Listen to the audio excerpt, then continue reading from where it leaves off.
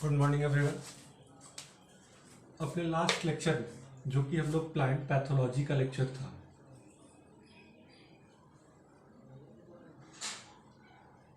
जहां पर हम बताए थे आर जीन का मैकेनिज्म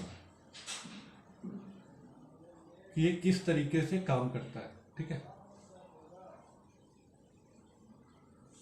तो जब आप आर जीन के मैकेनिज्म को देखे थे लास्ट लेक्चर में, तो वहां उसका पहला मैकेनिज्म था जीन टू जीन इंटरैक्शन।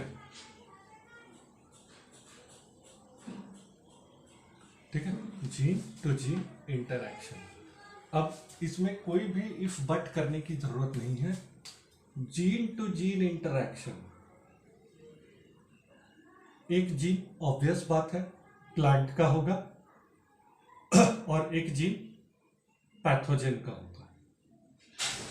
कोई डाउट किसी को कहीं पे? एक जीन प्लांट का होगा, एक जीन पैथोजन का होगा। तो भाई जब हम इस चीज को देखेंगे कि एक जीन प्लांट का है, तो प्लांट के पास रेसिस्टेंस के लिए कौन सा जीन है? R gene. कौन सा जीन है? ये रेसिस्टेंस प्रोवाइड करता है। और पैथोजन के पास कौन सा जीन है?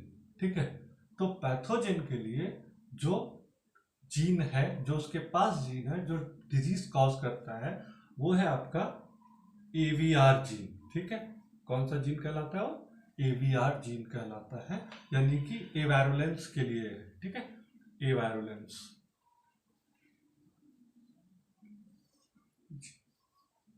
ध्यान रखिएगा। ठीक है, प्लांट के पास आर जीन, पैथोजन के पास एवीआर जीन। ठीक है, क्लियर है? अब देखिए आप,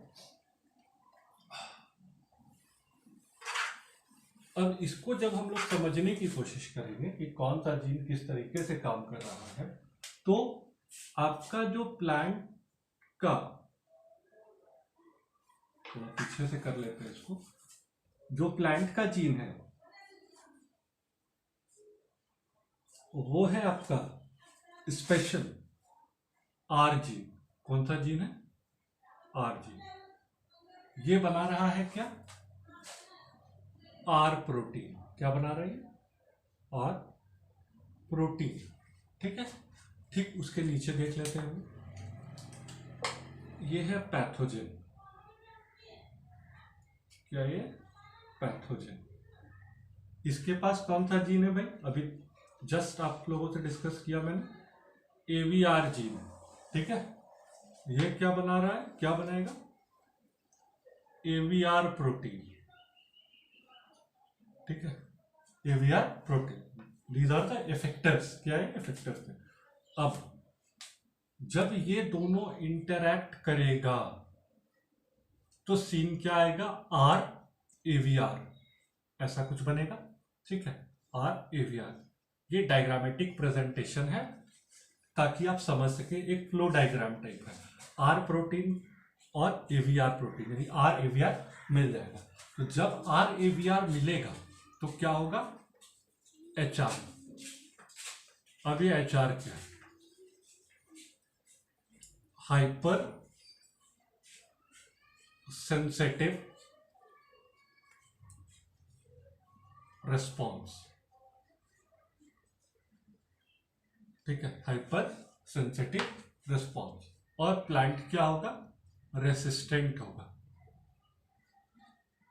जब भी ये आर जीन इंटरैक्ट करेगा एवीआर प्रोटीन से, तो ये हाइपर सेंसिटिव रिस्पॉन्स देगा। अब रिस्पॉन्स को हम यहाँ रेसिस्टेंट लिख दिए, बट उस रिस्पॉन्स को आप चेक कर सकते हैं। चेक कैसे करेंगे भाई?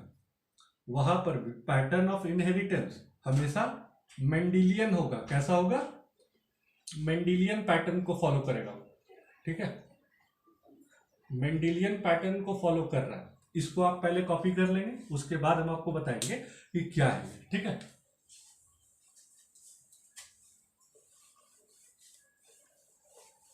अब सपोज है कि जो रेसिस्टेंट प्लांट जीन है, रेसिस्टेंट प्लांट का जो रेसिस्टेंट जीन है, इसके दो एलील्स है। ठीक है, दो एलील्स है। एलिलिक टाइप कितने हैं? दो है। जैसा कि मेंडल ने भी बताया था, एलिलिक टाइप इसके दो है। एक कैपिटल आर होगा, तो ऑब्वियस बात है जो इसका रेसेसिव फॉर्म होगा वो आर होगा। ठीक है, अगर रेसिस्टेंट जीन कैपिटल आर है तो प्लांट को रेसिस्टेंस कौन प्रोवाइड करेगा? जो कैपिटल में है, डोमिनेंट है, जो मेंडल ने बताया था जो डोमिनेंट है वही एक्सप्रेस करेगा। ठीक है, अगर आप पैथोजेनिक जीन की बात करते हैं, ठीक है, यानी कि जो आपका क्या है एवीआर, तो इसके भी दो एलील होंगे। ठीक है, इसके भी दो एलील होंगे, एवीआर और एवीआर। ठीक है, एक कैपिटल होगा, एक स्मॉल होगा। ठीक है, क्योंकि वीआर तो वायरुलेंस के लिए, ये ए जो है ये रिप्रेजेंट कर रहा है। ठीक है, अब जब आप इसको मेंडेलियन फॉर्मेट में देखते हैं, जैसे कि रेसिस्टेंट, यहाँ पर तो आप एवीआर समझ गए, रेसिस्टेंट जीन कौन सा है? R gene. ठीक है, जब आप इसको मेंडेलियन फॉर्मेट में देखेंगे तो अगर आप सपोज कीजिए होस्ट का जीनोटाइप है, होस्ट का जीनोटाइप आपका, हम फॉर एग्जांपल लेते हैं आर और आर। ठीक है, ये होस्ट का जीनोटाइप है। ये प्रेजेंटेशन बहुत जरूरी है आपके लिए, अगर आप इसको आंसर में इंक्लूड नहीं करेंगे या नहीं समझेंगे तो कोई फायदा नहीं है लिखने का। दूसरा, यहां पर क्या कहा कि पैथोजन के पास कौन सा है भाई? पैथोजन के पास भी दो फॉर्मेट है, एक कैपिटल ए वी आर और दूसरा स्मॉल ए वी आर। ठीक है, अब यहां पर जब क्रॉस होगा, ठीक है, यहां पर जब क्रॉस होता है तो समझने की कोशिश कीजिएगा। इसमें अगर कहीं कोई डाउट आए डायरेक्ट आप कॉल करके डिस्कस कर लीजिएगा। हालांकि आपको मेंडल का प्रिंसिपल अगर याद है, इनहेरिटेंस पैटर्न याद है तो कोई दिक्कत नहीं। यहां पर ये क्या हुआ? R A V R. ठीक है, नो इशू। अब दूसरा आते हैं आर ए वी आर।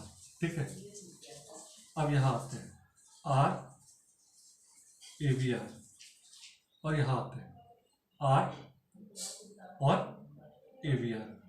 ठीक है, तो जब आप देखेंगे कि इन केस में आखिर होता क्या है, किस केस में रेसिस्टेंस मिलेगा और किस केस में नहीं मिलेगा। ठीक है, तो रेसिस्टेंस आपको सिर्फ और सिर्फ इसी केस में मिलेगा, ये इसका इनहेरिटेंस पैटर्न है। क्या है ये? रेसिस्टेंस आपको किस केस में मिलेगा? सिर्फ डोमिनेंट के केस में मिलेगा, यानी दिस इज योर रेसिस्टेंस। बाकी सब में क्या है? डिजीज आए।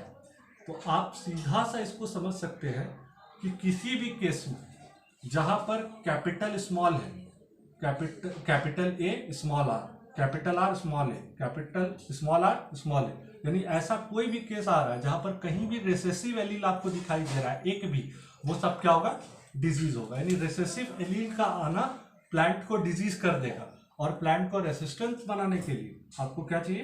कैपिटल एलील्स का आना जरूरी है, चाहे वो आर में आए या एवीआर में आए। ठीक है, तो ये है आपका जीन टू जीन इंटरैक्शन, जो कि मेंडेलियन प्रिंसिपल फॉलो करता है। और सबसे सिंपल जो था वो इसके पहले जो हम प्रेजेंटेशन दिए थे वो और आसान था, उसको आप देख करके आसानी से समझ सकते हैं। जब आर जीन एवीआर से इंटरेक्ट कर रहा था कैपिटल ए से, तो आप देखे थे एच आर लिखे थे हम, उसके नीचे लिखा गया था रेसिस्टेंस। क्यों? क्योंकि आर भी कैपिटल था और एवीआर का ए भी कैपिटल था। तो वो बता रहा है कि जब भी आर और एवीआर का ए कैपिटल इंटरेक्ट करेगा तभी रेसिस्टेंट आएगा, बाकी टाइम में नहीं आ रहा। तो ये इसका इनहेरिटेंस पैटर्न है, हर जगह पर इनहेरिटेंस पैटर्न को अलग अलग वैरी करता है इनहेरिटेंस पैटर्न। ठीक है, तो ये आपका एक्सप्लेनेशन है जीन टू जीन इंटरैक्शन का। इसको आप आसानी से समझ सकते हैं, आसानी से पढ़ सकते हैं। ठीक है,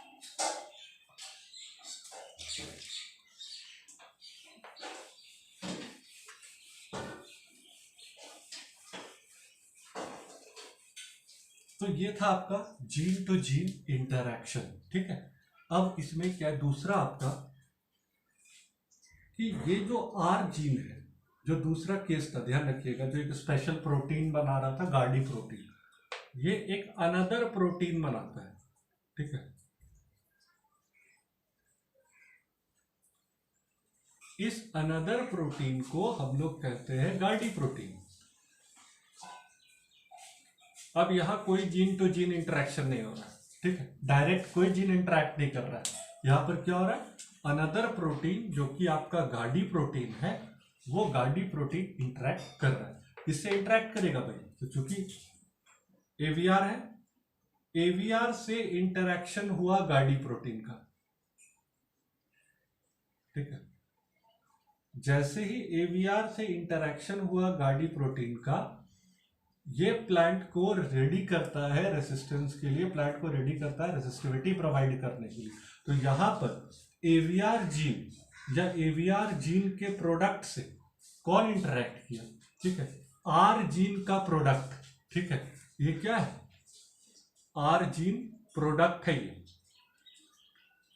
आर जीन का प्रोडक्ट है, उसको हम लोग क्या कहते हैं? गाड़ी प्रोटीन।